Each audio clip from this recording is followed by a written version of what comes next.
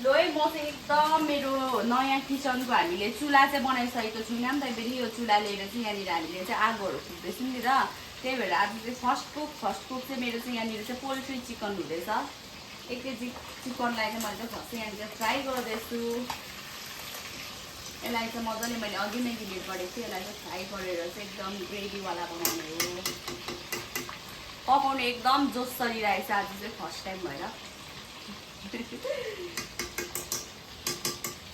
यो चाहिँ टमाटरहरू चाहिँ अहिले उयसमा हाल्नुको लागि यो चाहिँ जेसिनले टोकेको टमाटर हो धोएर चाहिँ लेख्छु जेसिनले टोकेको हेर यो खेलाउनु देख्थेँ टोकेर एकदम म चाहिँ हतार हतार यहाँनिर आगोहरू अलिक राम्रो फुलेको छैन सोटेछ म त्यसै आगो फुक्छु हाम्रो यो नयाँ के अरे किचनको चाहिँ एकदम मेन चाहिँ के हो भन्दाखेरि यो चाहिँ धुवा चाहिँ डल्लै उकालो जाने गइजाने रहेछ साँच्ची नै आउनुहोस् चाहिँ ओपनिङ खानु तपाईँहरू पनि ओपनिङ खानु आउनुहोस् साह्रै यहाँनिर वेट गर्नु एकदम भइसक्यो सबै प्रेहरू गरिसकेको म चाहिँ यसलाई चाहिँ यतिकै फ्राईमै दिइहाल्नु पर्यो बालामा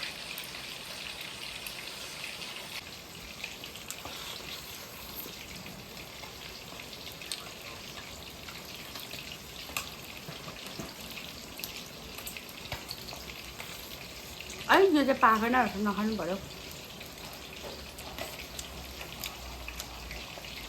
बिचराहरू चाहिँ यहाँनिर एकदम मासु खाँदैन यी मासु नखाने चाहिँ हाम्रो घरमा यसरी आलु खान्छ यहाँनिर मासु त छ नि के गर्नु खाँदैन अल्छीले धुँदैन पनि यतिकै काट्छ देख्यो होला आजको कुकको हालत चाहिँ यस्तो छ लिपस्टिकहरू पनि गइसकेको छ यस आगो बुल्दैछ म चाहिँ यहाँ हाल्नेछु मजाले पकाउँछु यस्तै छ है यही मैले हल्दी हाल्ने बिर्सेछु हल्दी त खै यो नयाँ किचन भएर चाहिँ यही देख्नु छोड्यो हालत के गर्नु यस्तो छ हल्दी चाहिँ यहाँबाट रहेछ नि त नुन कता गयो हाम्रो नुन यी थियो त सानो बट्टामै यस्तो छ हाम्रो चाहिँ बिजुक नुनै हरायो नुन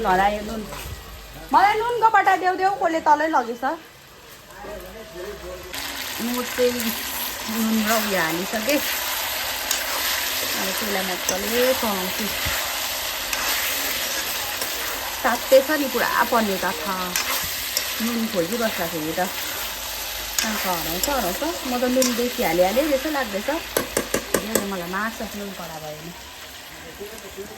खै मेरो चिकन चाहिँ यस्तो भएछ अहिले त नमिठो देख्दैछ